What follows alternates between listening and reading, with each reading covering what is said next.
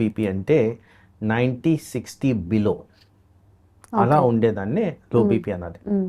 100 ఉన్నా కానీ low BP అని నా దగ్గరకు వచ్చిన వాళ్ళు ఎంతోమంది. సో ఇక్కడ ఏంటంటే ఈ నంబర్స్ అనేవి ఏవైతే ఉన్నాయో ఈ నంబర్స్ ఎవ్రీ ఇండివిజువల్కి వేరియబుల్. ఓకే, అంటే 90-60 ఉంది. సో నేను చెప్పిన దాని క్రైటీరియా ప్రకారం అది నార్మల్.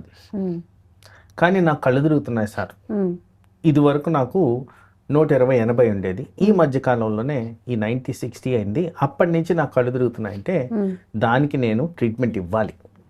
ఎందుకంటే ఆ చేంజ్ ఎక్స్పెక్టెడ్ జరిగింది, ఆ చేంజెస్లో బ్లడ్ ప్రెషర్ మారింది, ఆ కారణంగా తల తిరిగేదానికి ఛాన్స్ ఉంది కాబట్టి ఎస్ దాన్ని ఇంప్రూవైజ్ చేయడానికి నేను ఏదో ఒకటి చేయాలి.